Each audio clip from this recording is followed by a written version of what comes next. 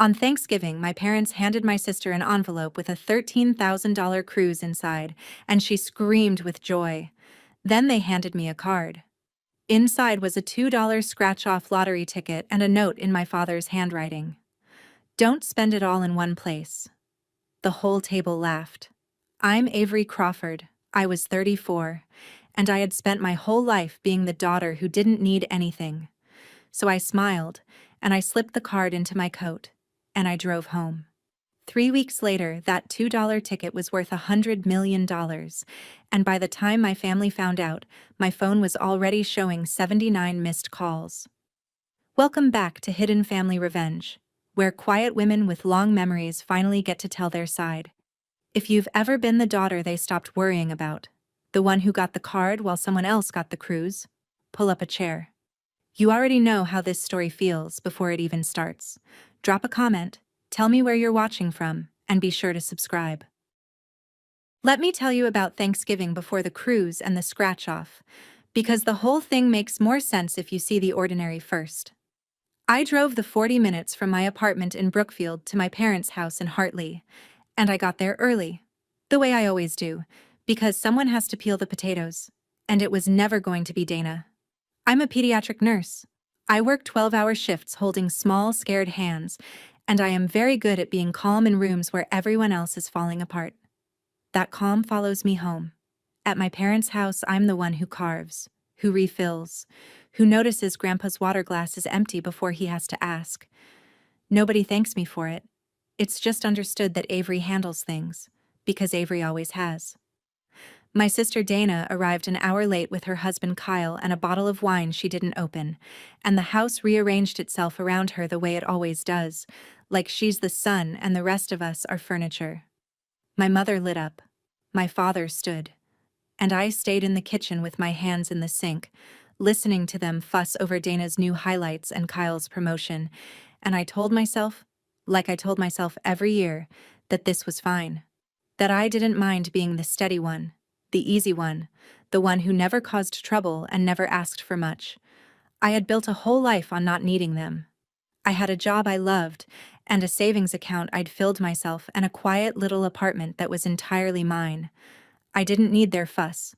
That's what I believed about myself, right up until the moment they showed me, with an envelope and a card, exactly how little I was worth to them. I figured out a long time ago why my parents stopped investing in me, and it wasn't a single dramatic moment. It was a slow accounting. When I was 17, I got a scholarship to nursing school and worked nights to cover the rest, and my parents took that as permission to stop worrying about me. Avery's got it handled. Avery doesn't need help. Meanwhile, Dana needed everything, and need, in my family, was rewarded like a talent. Dana's car got paid for because she couldn't manage on her own. Dana's wedding got covered because she deserved her dream day. Dana's down payment, her vacations, the time Kyle's business idea went sideways, and my parents quietly absorbed the loss. Every time Dana held out her hands, they filled them, and every time I stood on my own, they took it as a sign I could be safely ignored. I used to think it was a compliment, all that not needing. I told myself self-reliance was a virtue, and it is. But I learned the hard way that in some families, being strong just teaches people they can stop holding you. By the time I was 34, the pattern was so old it was invisible. Dana got the warmth and the money and the front row seat. I got, "You're so independent," and a plate at the far end of the table. I'm telling you this not for pity. I genuinely had a good life. I'm telling you so that when my mother handed Dana a luxury cruise and handed me a scratch-off ticket meant as a punchline, you'll understand it wasn't an accident or a one-time slight. It was just the latest line in a ledger they'd been keeping my whole life, the one where my name was always written in the cheap column. After the pie, my mother clapped her hands and announced it was time for a little early Christmas. She loves a presentation, my mother. She produced a cream-colored envelope and handed it to Dana with both hands like a diploma. Dana opened it and shrieked. Inside was a brochure and a confirmation for a $13,000 Caribbean cruise, balcony suite, the kind of thing that shows up in retirement ads. "Oh my God, Mom! Dad! This is too much. It was not too much. In my family, for Dana, there was no such thing as too much. Kyle pumped my father's hand. My mother glowed. There were tears, actual tears, and a flurry of hugs, and Dana already planning her outfits out loud. And then, when the cruise had been sufficiently celebrated, my mother turned to me, and her face shifted into something amused. "Now, we didn't forget you, Avery," she said, and the table chuckled before I'd even opened anything, because they could already see where this was going. She handed me a card. A regular birthday store card, slightly bent. Inside was a single $2 scratch-off lottery ticket, the cheapest one they sell, the kind they keep by the register. And under it, in my father's blocky handwriting, a note. "Don't spend it all in one place." The whole table laughed. Not a cruel, sneering laugh. Worse, a warm, comfortable family laugh. The laugh of people who found their own joke genuinely delightful, who thought giving the independent daughter a $2 gag gift next to her sister's cruise was just good fun. Because Avery doesn't care about that stuff. Avery's not materialistic. Avery will think it's funny too. I looked at the ticket. I looked at my father's handwriting. And I smiled, because that's what I do. And I said, "Thanks, Dad." And something in me went very quiet. Dana, of course, couldn't leave it alone. She was riding the high of her cruise, and she wanted to share, the way she shares, by aiming a little down. She leaned across the table toward me, her cruise brochure still in her hand, and said, with a smile that was all teeth, "Ah, don't be like that, Avery. It's the thought that counts. It's the thought that counts." I have turned that sentence over 1,000 times since, because she was right, in a way she didn't intend. The thought did count. The thought was the whole point. The thought was that my sister was worth $13,000 and a balcony over the ocean, and I was worth $2 and a joke. The thought was that after 34 years, my own parents had sat down, considered what to give each daughter, and decided this was the appropriate ratio. The cruise was the gift. The thought was the wound. Kyle chuckled and added, "Hey, you never know. That ticket could be the big one." And everyone laughed again, because the idea of me, steady boring Avery, winning anything was apparently hilarious. I didn't argue. I didn't make a scene. I have spent my career keeping my face calm while delivering hard news, and I kept it calm now. But I did one small thing that I didn't fully understand at the time. Instead of leaving that card on the table to be thrown out with the wrapping paper, I slipped it into my coat pocket. The ticket, and the note both. I told myself I'd scratch it later, for a laugh. But I think, somewhere underneath, I kept it because it was evidence. Proof, in my father's own handwriting, of exactly what I was worth to the people who made me. I didn't know yet how much that little card was about to be worth to me. I drove home that night in the dark, 40 minutes of empty highway, and I didn't cry, which surprised me a little. I just felt clear, the way you feel after a fever finally breaks. When I got back to my apartment, I took the card out of my coat and I stuck it on my refrigerator with a magnet, scratch-off ticket and all. My father's handwriting facing out. "Don't spend it all in one place." I'm not sure why I did it. Maybe I wanted to stop pretending. For years I'd let the small cuts close over without looking at them, told myself I was imagining the favoritism, told myself a good daughter doesn't keep score. But that card was not imaginary. It was right there in his handwriting, and putting it on my fridge was my way of finally saying, out loud, to myself, in my own kitchen, "This is real, and it is not okay, and I am allowed to know that." Let me say something to you directly, because I think some of you have a card like mine, even if it isn't paper. Maybe it's the holiday you weren't invited to, or the call that never comes, or the way the help always flows to someone else. If you've spent years telling yourself you're imagining it, I want you to hear this. You're probably not, and you're allowed to put it on the fridge and look at it. That's not bitterness. That's just refusing to lie to yourself anymore. I went to bed that night a 34-year-old woman who had finally admitted her parents loved her sister more, and who had made a quiet peace with building her life around people who would actually show up. I had no idea that the cheapest gift they ever gave me was about to become the most valuable thing I owned. The ticket sat on my fridge for almost a week before I scratched it. It was a Thursday, after a brutal shift. We'd lost a kid that day. Not lost, but a scary night that went right to the edge, and I came home hollowed out the way that job hollows you out sometimes. I poured a glass of cheap wine, and I saw the card on the fridge, and I thought, you know what? Let's spend the $2. A little dumb luck to end a hard day. I took a coin from the jar by the door and I scratched it at my kitchen counter. Not even really looking, expecting the usual nothing. The first number matched. Then another. Then another. There's a thing that happens in my line of work where your brain registers an emergency a half-second before your feelings catch up. The monitor alarms and your hands are already moving while your heart is still calm. That's what happened at my counter. My hands knew before I did. I stopped. I set down the coin. I read the little ticket's instructions, then read them again, then matched the numbers a fourth time. Slow. The way I double-check a medication dose.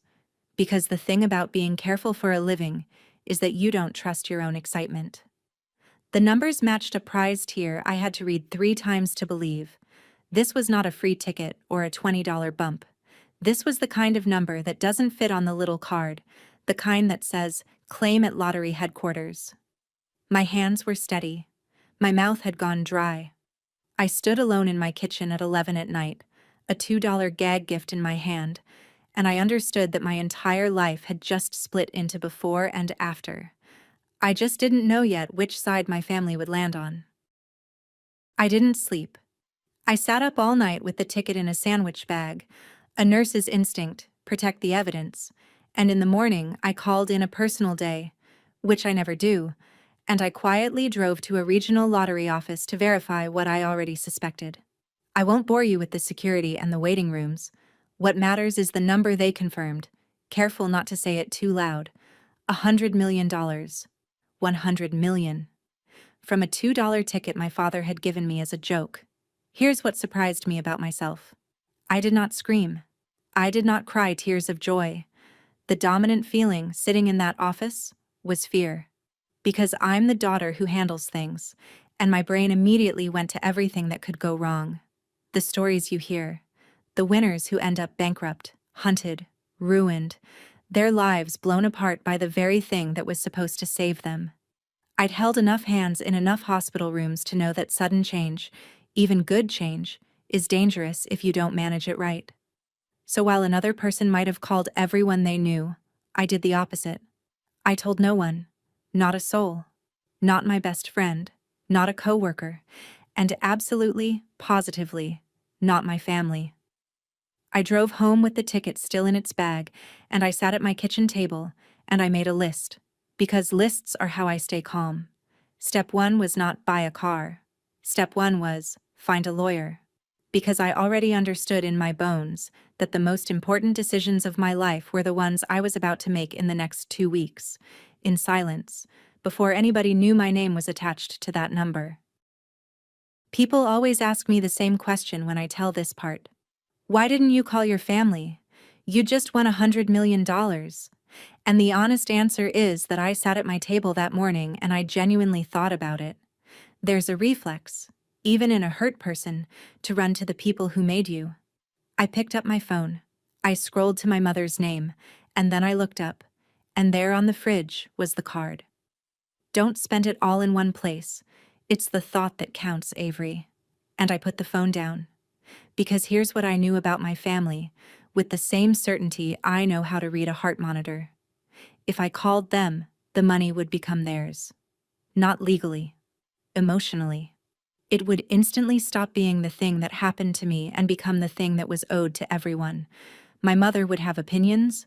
Dana would have needs. Kyle would have a business plan within the hour. And me, the daughter who never asked for anything, would be expected, one more time, to hand over what was mine so that everyone else could feel taken care of. I had watched it my whole life. The cruise, the car, the wedding, the down payment. In my family, Money flowed toward whoever cried loudest, and I had never once been allowed to be the one it flowed toward. I was not going to let the biggest thing that ever happened to me follow that same old current. So I made a decision that I think saved my life, or at least my sanity. I would handle this exactly the way I handle a crisis at work. Calmly, correctly, privately. And only when it was fully under my control would I decide what, if anything, my family deserved to know. The lawyer I found was a woman named Patricia Vance, who specialized in exactly this, and who did not blink when I told her the number, which is how I knew I'd found the right person. The first thing she said was, "Have you told anyone?" When I said no, not one person, she actually smiled. "Good," she said. "You may be the first sensible winner I've ever met." Then she taught me the thing that changed everything. The thing most people who win never learn until it's too late. In my state, I did not have to claim the prize as myself. I could form a trust, and the trust could claim the ticket. And the only name that would ever become public was the name of the trust. A blind trust, with Patricia's firm as trustee. My identity would stay sealed. The world, and my family, would only ever know that a local resident had won. And the crucial part, the part Patricia stressed, was the order of operations. You set up the trust before you claim.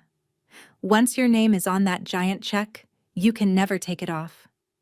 We had a narrow window to do this right, and we used it.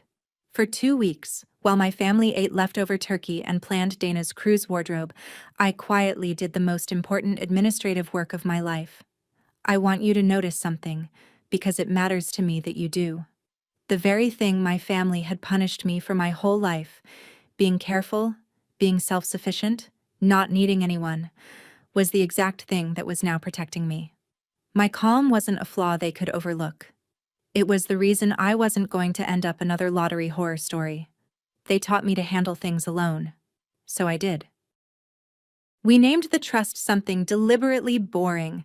2 ordinary words and the letters LLC. Nothing that pointed at me, nothing anyone would look at twice. Patricia's firm, as trustee, claimed the ticket on the trust's behalf.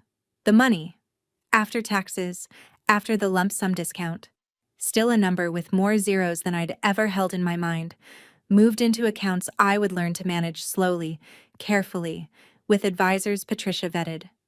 There was no giant novelty check photo, no press conference, no local girl makes good headline with my face on it. Just a quiet, legal transaction that turned a scratch-off from my fridge into a fortune held under a name no one could trace. And then I did the strangest, most grounding thing I could have done. I went back to work. I picked up my next shift in the pediatric ward in my same scrubs, and I held the same small, scared hands, and not one person knew that the tired nurse refilling the hand sanitizer was worth $100 million. I cannot fully explain how good that felt. For 2 weeks, I carried the biggest secret of my life, and instead of it isolating me, it steadied me. Every shift reminded me who I actually was, underneath the number. I wasn't a jackpot. I was a nurse who'd gotten very lucky and was determined not to let the luck unmake her. My family, meanwhile, had no idea. To them, I was still the same old, reliable, unremarkable Avery, the one you give $2 and a joke. And I let them keep believing it, because every day that they didn't know was another day the decision stayed entirely mine. I had time now to think about what I really wanted to do, and what I wanted to do had nothing to do with the people who'd laughed at my card. The story broke the way these stories do, in the local paper, and then on every phone in the county. Single winning ticket for $100 million sold in the area. No name, just the trust, just the region, just the staggering number. And my hometown lost its mind. Hartley is not a big place. $100 million ticket sold nearby is the only thing anyone talks about for weeks. Everyone had a theory. Everyone knew somebody who might be the one. And here is the part that still makes me laugh a little, bitterly. My own family talked about it constantly, obsessively, and not once, not for a single second, did any of them think of me. I know because Dana texted me about it. Did you hear someone around here won $100 million? Crazy. Imagine. Imagine indeed. My mother apparently speculated it was a man who ran the hardware store. My father bet it was somebody at his old union. They ran through every name in Hartley like a deck of cards, and the daughter they'd handed a $2 ticket 3 weeks earlier never came up, because the idea that boring, independent Avery could be sitting on that kind of money simply did not compute in the family religion. I was furniture. Furniture doesn't win the lottery. I read Dana's text standing in the hospital break room, and I typed back something short and breezy. Then I put my phone in my locker and went back to my shift, and I felt something I'd never felt in relation to my family before. Not hurt, not longing, power. I was holding the single biggest secret in the county, the answer to the question the whole town was asking, and the people who'd spent my life underestimating me were the very last people who would ever guess. For once, being invisible was the most delicious thing in the world. While the town guessed, I sat with a question I'd never had the luxury of asking before. What did I actually want? Not what would shut my family up. Not what would finally make them love me. What did I, Avery, want to do with a fortune that had fallen out of a gag gift? Dana posted a countdown to her cruise, glossy photos of swimwear and sunsets captioned, "Blessed." I looked at it without envy, which surprised me. 3 weeks earlier, that cruise had felt like proof of my own worthlessness. Now it just looked small. $13,000. I could buy 1,000 of those cruises and not feel it. And I realized that the money had quietly stripped the power out of the thing that had wounded me. My parents' favoritism only had teeth as long as their resources mattered to me, and their resources no longer mattered at all. That was a strange kind of freedom. So I started making a different list. Not things to buy, people to honor. Because if there's one thing 34 years of being overlooked taught me, it's exactly who does the overlooking and who doesn't. I knew, down to the name, which people in my life had treated me like I mattered back when I had nothing to offer them. And I knew that the truest revenge, though I didn't even think of it as revenge, not really, wasn't going to be a speech or a scene. It was going to be where I chose to point all this sudden power. Toward the people who'd valued me at full price when my own family priced me at $2. I picked up my pen, and at the top of the list I wrote one name first. Aunt Carol. And then I drove to my apartment to find a shoebox I hadn't opened in years. There's a shoebox on the top shelf of my closet that I've carried from apartment to apartment for years and never quite been able to throw away. That night I took it down, and I finally understood why I'd kept it. Inside was every gift my parents had ever given me. Not Dana's gifts. Mine. I'd saved them. The way you save things when some part of you is keeping a record you're not ready to read. A keychain from a gas station still in its plastic. A regifted candle, the previous tag barely scraped off. A birthday card from when I was 16 with a coupon tucked inside. An expired coupon for a store that had closed. Socks. A mug that said someone else's name, crossed out. Years of it. The physical archive of being an afterthought. Each cheap little object a line in the ledger I'd told you about. And now, on top of the pile, I laid the newest entry. The Thanksgiving card. The $2 scratch-off's torn twin, and my father's note. Don't spend it all in one place.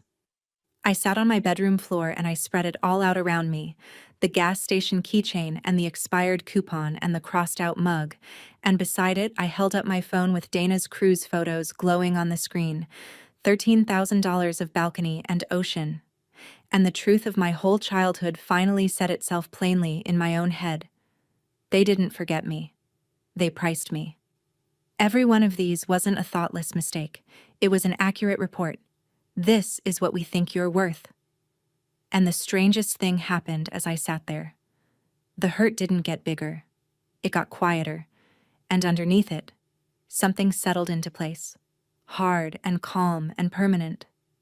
I wasn't going to spend $1 trying to change their math. I was going to spend my life proving their math was never about me at all. I put the shoebox lid back on. I kept it. I'd need it for Christmas. The first thing I did with real money, I did in total secret, and it had nothing to do with my parents. My Aunt Carol is my mother's younger sister, and she is the single reason I know what family is supposed to feel like. When I was a kid, Carol was the one who came to my school plays when my parents were at Dana's recitals. She's the one who taught me to drive, who mailed me $20 in college with a note that said, "For something fun, not something sensible," who has called me on my birthday every year of my life without fail. And Carol was in trouble. I'd known for months, in the vague way you know things about relatives. A health scare, a surgery, and the medical bills that follow a person around this country like a debt collector with a flashlight. She was 60 years old and quietly terrified of losing her house over it, and she'd never once asked me or anyone for help, because that's the kind of person she is.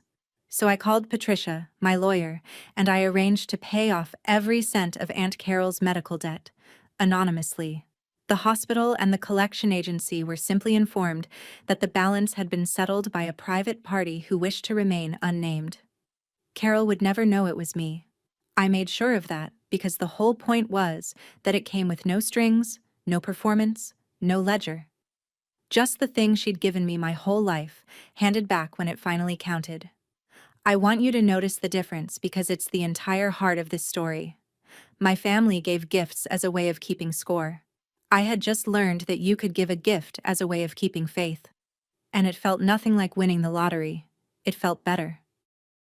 The second thing I did at the place that had held me up through every hard year of my adult life. The pediatric ward where I work runs on a shoestring, the way most of them do. There's a piece of monitoring equipment we'd needed for 2 years. The kind that lets a scared kid stay in their own room instead of being shipped to the city. And there's a fund for families who can't cover the gap between insurance and survival. And that fund is always, always empty by spring. So I made an anonymous donation. A large one. Large enough to buy the equipment outright and seed the family fund for years. I routed it through the trust so my name never touched it. And then I went to work my next shift and watched my coworkers read the email about the incredibly generous anonymous gift with tears in their eyes, and I cried right along with them, and nobody knew the gift was standing in the room wearing the same scrubs as them. I'm telling you about Carol's debt and the children's ward before I tell you what happened with my family, and I'm doing it on purpose. Because I need you to understand who I'd already chosen to be before the 79 missed calls ever started. By the time my family found out about the money and came running, I had already spent a meaningful chunk of it. Not on cars or houses or revenge, but on the people who'd loved me when I was worth nothing to anyone. That wasn't an accident of timing.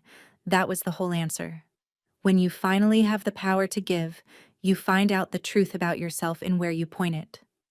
My family was about to find out the truth about themselves in the exact same way, and it would not be flattering.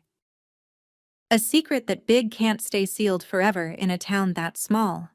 The leak, when it came, was almost stupidly ordinary. The clerk at the convenience store where my father had bought the ticket remembered the sale.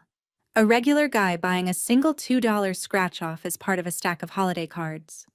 The store got a small bonus for selling the winning ticket, and in the excitement, someone mentioned that the lucky card had been a gift, bought by a local man, given away to family. That detail traveled. A gift ticket. Given to family. And slowly, in the gossip of a small place, people started doing the math my own family had refused to do. A cousin of mine, sharper than the rest, put it together first. The winning ticket was sold at the store by my dad's house, around Thanksgiving, as a gift to a relative. And then she remembered, because she'd been at that dinner, that Gary Crawford had handed his other daughter a $2 scratch-off as a joke. I got the first strange text from that cousin on a Tuesday. "Avery, that lottery ticket. Was that the one your dad gave you? Did you win?" I stared at it in the break room for a long time. I'd known this moment would come. I'd had 3 weeks to prepare for it. 3 weeks of quiet, of doing things right, of becoming the person I wanted to be before the noise started. And now the noise was coming. I could feel it gathering, like the pressure change before a storm rolls over the lake. I didn't answer the cousin. I put my phone in my locker and finished my shift. Calm hands, steady voice. One more night of holding small, scared hands, because I knew that by the time I clocked out, my whole life was going to be ringing. Before the storm fully hit, I got one phone call that I'll keep for the rest of my life. It was Aunt Carol, and she was crying so hard she could barely talk. For a second, I thought something was wrong, and my nurse brain snapped to attention. But she was crying because something was right. "Avery," she said, "you won't believe it. The hospital called. My bills, all of them. Somebody paid them. All of it. They said it was an anonymous donor and they couldn't tell me who." She was sobbing. Who does that? Who in the world does that for an old woman they don't even— I've been so scared, honey. I've been so scared about the house. And now it's just— gone. The whole debt. Gone. I held the phone and I closed my eyes. And I did not tell her.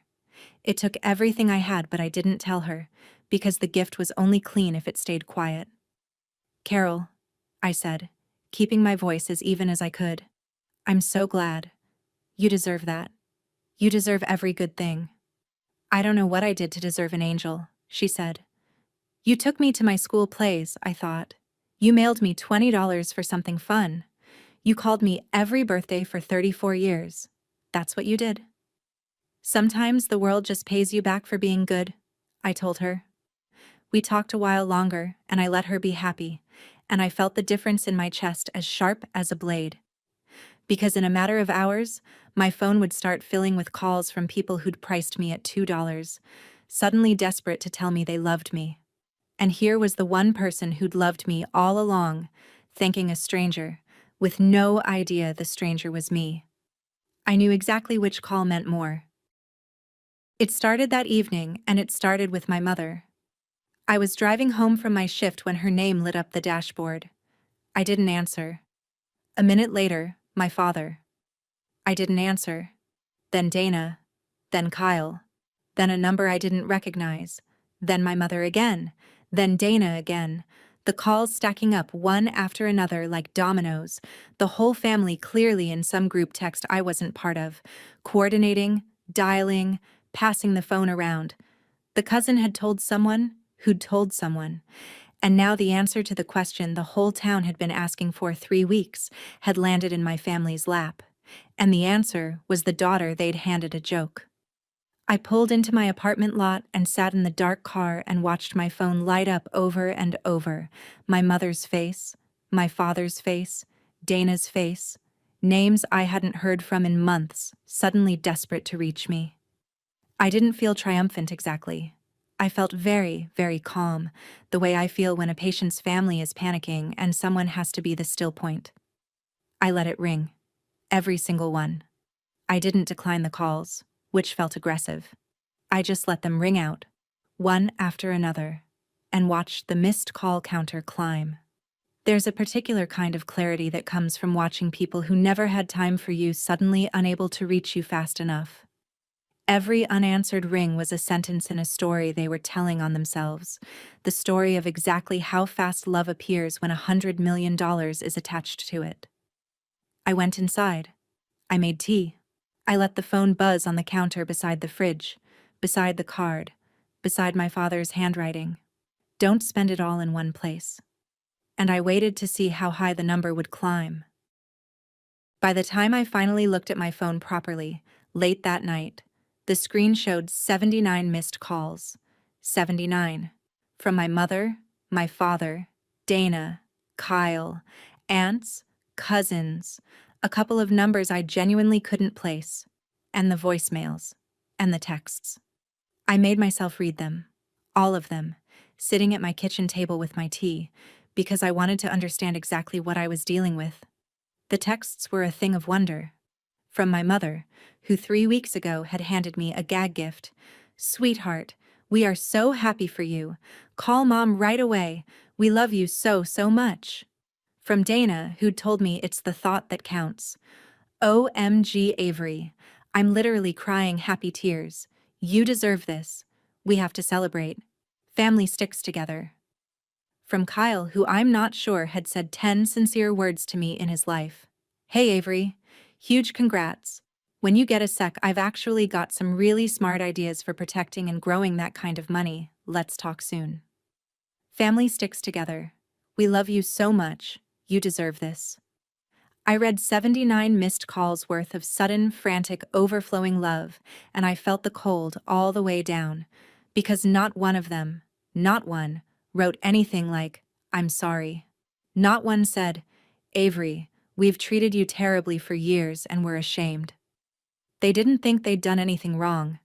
In their minds, nothing needed apologizing for, because in their minds I'd simply gotten lucky, and now it was time for the family to gather around the luck. The $2 ticket hadn't taught them anything. The 100 million had just made me, at long last, worth calling.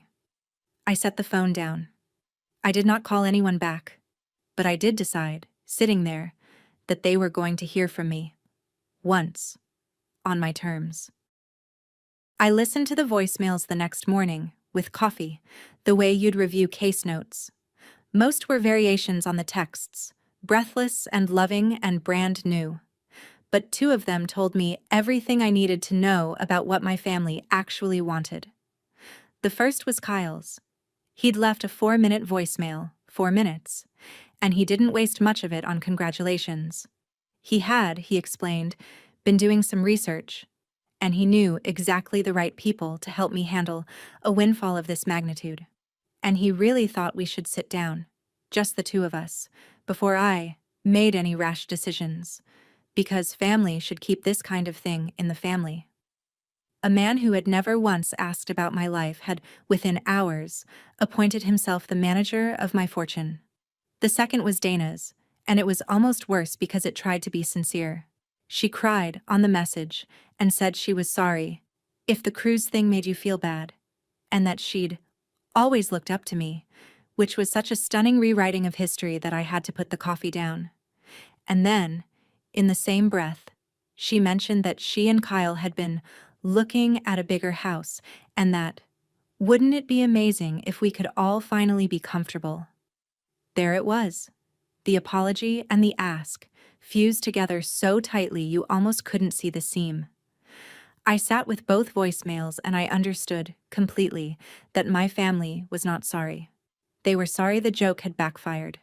They were sorry that the daughter they'd priced at $2 had turned out to be holding the most valuable thing in the county, and now they had to scramble to reprice me before I noticed they'd been wrong about my worth all along. My mother's voicemail I saved for last, and I listened to it twice. It was long, and it was warm, and it was the performance of her life. "Avery, my baby girl," she began, and I actually flinched, because she had not called me that since I was small, since before I became the easy one she could safely ignore. She told me how proud she was, how she'd always known I was special, how this family has always been there for each other through thick and thin. She got a little weepy talking about how much she loved both her girls, equally, always had. And she ended by saying that she just wanted her family together for Christmas, all of us, like always, because that's what matters. Not money, never money, just family. Not money, never money. From the woman who'd handed me $2 and handed Dana $13,000, 3 weeks before the money turned out to be mine. I stood in my kitchen and I looked at the card on the fridge while her voice filled my apartment with love she'd never shown me when it was free. And I made my decision, fully and finally. I wasn't going to scream at them. I wasn't going to send a furious text or block their numbers or vanish, though I could have, and part of me wanted to. Those were small revenges, and they'd let my family go on telling themselves I was just bitter, just dramatic, just Avery overreacting again. No. I was going to do the one thing they'd never be able to spin. I was going to show up at Christmas, calm and kind, in front of the entire family, and I was going to tell the simple truth out loud, and then I was going to set a boundary they could not cross, and I was going to bring the card. I texted my mother back. One message, after 79 calls. "I'll come to Christmas. See you then." That was all. I could feel, even through the silence that followed, how it landed. The relief, the scramble, The group text surely lighting up with "She's coming." She answered, "She's coming." I let them have their flurry. I had chosen Christmas on purpose, and I want to be honest with you about why, because it wasn't only about an audience. It would have been easier to do this in private. A phone call, a coffee, just me and my parents. But private is where my family does its best erasing. In private, my mother could cry and reframe and turn my truth into my cruelty, and Dana could play wounded, and by the next week the story would be that Avery got money and got mean. I'd watched them rewrite reality my whole life. Not this time. The same instinct that told me to claim the prize through a trust told me to deliver the truth in the open. With witnesses. With the aunts and cousins and grandparents in the room, the same people who'd laughed at my card on Thanksgiving. Let them all hear it at once, so there'd be no version to spin afterward. I wasn't going to ambush anyone or make a vicious scene. I was going to be exactly what I always am: calm, steady, kind, and let the truth do the work, the way a clear chart does the work in a room full of panic. The facts were devastating enough on their own. They didn't need me to raise my voice. I spent the days before Christmas getting ready, not buying gifts, but getting my own heart steady, practicing the few sentences I needed to say so I could say them without shaking. And I made sure of one thing: the card was coming with me. The night before Christmas, Aunt Carol called me again, and this time she'd figured something out. Not the donation. She still didn't know about that. But she'd heard, like everyone had, that I was the winner, and she'd heard that the family was in a frenzy, and she called me not to congratulate me on the money but to check on me, which tells you everything about the difference between Carol and the rest of them. "How are you, honey?" she said. And she meant it, the way nobody else had thought to mean it in 79 calls. This must be a lot. People can get strange about money. I told her I was okay. I told her I was going to Christmas, that I had some things to say. She was quiet for a moment, and then she said something I carried into that room with me. "You don't owe them anything, Avery. I want you to hear me. Not the money, not an explanation, not your forgiveness. Nothing. You've been giving to that family your whole life and getting handed scraps, and whatever you decide to do tomorrow, I'm on your side. I'll always be on your side. You were never the easy one to me. You were the best one."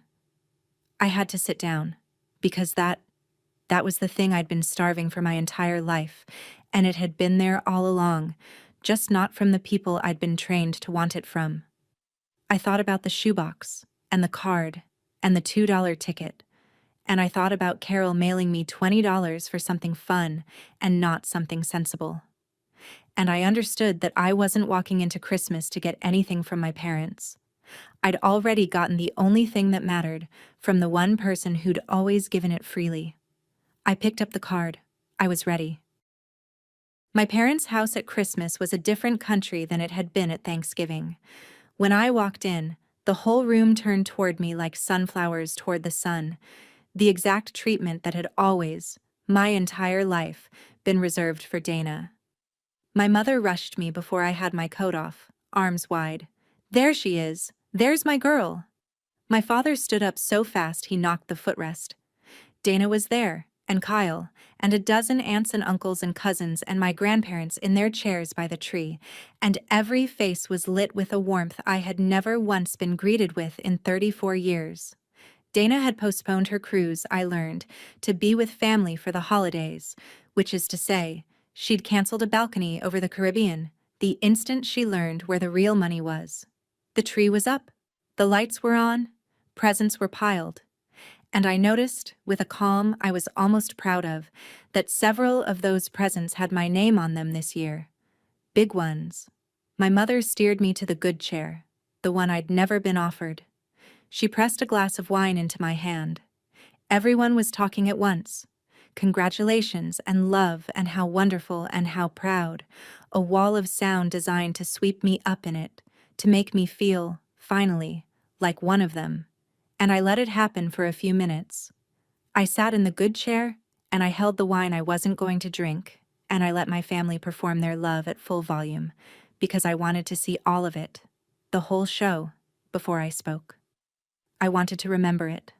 The hugs, the tears, the presents with my name on them 3 weeks too late. And when it had crested, when the room was warm and certain it had won me back, I set down my wine and I said quietly, "Can I say something?" The room hushed fast, the way a room hushes when it's been waiting for you to speak. 3 weeks ago, I couldn't have gotten this family to quiet down for me if I'd stood on the table. Now, the moment I opened my mouth, you could have heard a pin drop, because now I was worth listening to. I noted that too. I stood up, not because I needed to loom, but because I wanted to be able to see every face, and I wanted every face to see me. My mother was beaming, certain this was the moment I'd melt, the prodigal daughter about to gush about how much family means. Kyle had his phone in his hand again. Dana's eyes were shining. "First," I said, "thank you all for the warm welcome. It's quite a change." A few uncertain chuckles, not sure yet if it was a joke. 3 weeks ago, at Thanksgiving, in the same house, most of you were here. I kept my voice gentle, conversational, the tone I used to tell a family hard news without breaking them. My parents gave Dana a $13,000 cruise, and they gave me this. I reached into my bag and I took out the card. The bent birthday store card, the empty space where the scratch-off had been, and my father's handwriting plain across the bottom. I held it up so the room could see it. "A $2 lottery ticket," I said, "with a note from my dad. Would you like me to read it?" Nobody answered. My father had gone pale. I read it anyway, calmly, into the silence. "Don't spend it all in one place." I let it sit. Everybody laughed that night. "It's the thought that counts," Dana told me. And she was right. The thought did count. The thought was that she was worth $13,000, and I was worth 2. The room had stopped breathing. "I kept the card," I said. "I want to tell you why." "I kept it," I said, "because for the first time in my life, I let myself stop pretending it didn't mean anything. My whole life, the gifts told the truth this family wouldn't say out loud. Dana got the cruises and the cars and the down payment. I got keychains and expired coupons and $2. And I always told myself I was imagining it. This card is the one time it was too clear to argue with.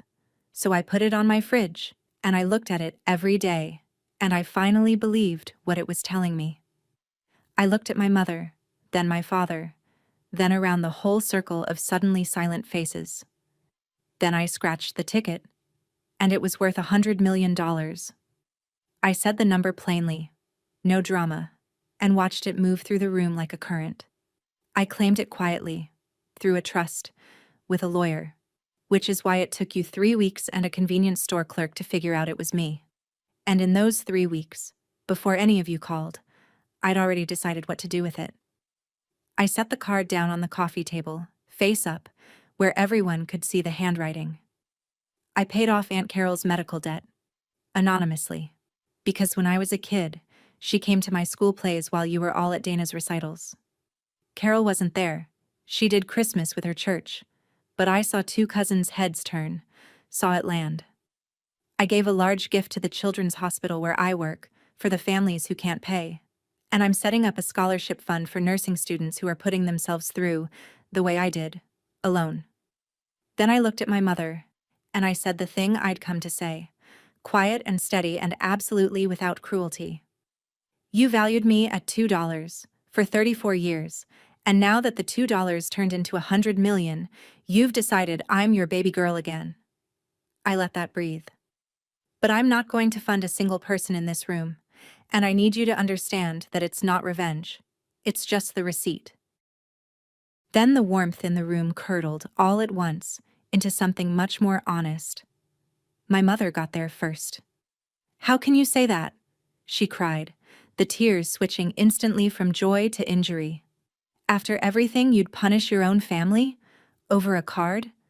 It was a joke, Avery, it was just a joke. And you're going to throw your family away over $2? "I'm not throwing anyone away," I said. "I'm just not paying to be loved. There's a difference." Kyle stood up, red in the face, the manager act gone. This is insane. That's family money. It should help the family. You can't just sit on 100 million while your own parents. It's not family money, I said. It's mine. It was always going to be whoever's name was on the ticket. It just happened to be the daughter you gave it to as a joke. And Dana started to say it. The old reflex. Avery, it's the thought that... And then she heard herself. Heard her own Thanksgiving words coming back out of her mouth. And she stopped. Her face crumpling into something that, for 1 second, looked almost like real shame. That was the closest thing to a genuine moment any of them gave me. It didn't change anything. But I saw it. And here's the part I want you to notice, because it's the whole reason it worked. While they shouted, I didn't. I stood there, calm, my hands quiet at my sides, and I let them be exactly as loud and as ugly and as grasping as they wanted to be, in front of the grandparents and the aunts and the cousins, in front of everyone whose good opinion they cared about. The louder they got about the money, the more clearly the whole room could see what they were. My mother screaming that I owed her, 3 weeks after the $2 card. Kyle demanding a stranger's fortune. And me, the easy one, the afterthought, just standing there telling the truth in a level voice while my family showed everyone exactly who they'd always been. I didn't stay to fight. There was nothing to fight about. I picked up my coat, and I left the card right there on the coffee table. They could keep it. I had what it taught me. And I said, on my way to the door, Merry Christmas. I do love some of you. I just won't be buying any of you. And I walked out into the cold and drove home. And I didn't cry. And the quiet in the car felt like the cleanest thing I'd ever breathed. The fallout was about what you'd expect. My mother told the extended family I'd changed, that the money had gone to my head, that I'd turned my back on my own blood. Some of them believed her. Fewer than she'd hoped, though, because they'd all been in the room, and you can't fully unsee a woman screaming about owed millions next to a $2 card. I kept the money where it belonged, in the trust, managed carefully. I funded the nursing scholarship and named it, quietly, after Aunt Carol, though I told her it was named for a nurse who believed in second chances, and let her think it was a coincidence that it sounded like her. I kept working my shifts. I didn't buy a mansion or a sports car. I bought a slightly nicer apartment, with a real guest room and a reliable car, and the freedom to never again sit at a table where my worth was up for debate. Dana texted me a month later. No ask this time. Just, I'm sorry. For Thanksgiving, and for a lot of years. You didn't deserve any of it. I didn't answer right away, but I didn't delete it either. I put it, in a manner of speaking, in a different shoebox. The one where I keep the things that might, someday, be worth keeping. I still work at the hospital. I still hold small, scared hands, and most days nobody there knows what's in the trust, and I like it that way. My door is open now to the people who valued me when I was worth nothing to them. To Aunt Carol, always. To Dana, maybe, slowly, if the apology keeps being real and stays free of asking. It's closed to anyone who only found their love for me at the bottom of $100 million. I don't keep the card on my fridge anymore. I don't need the reminder. The people who price you cheap are only ever telling you what they're worth, not what you are. So that's how a $2 joke taught my family the real cost of underestimating someone. The card on the fridge, the 79 missed calls, the shoebox full of everything I was supposedly worth. If there's someone in your life who keeps handing you the cheap gift, believe them the first time. Then go spend your one wild life on the people who never once put a price on you. If this reached you, leave a comment, share it with someone who needs it, and subscribe for the next one.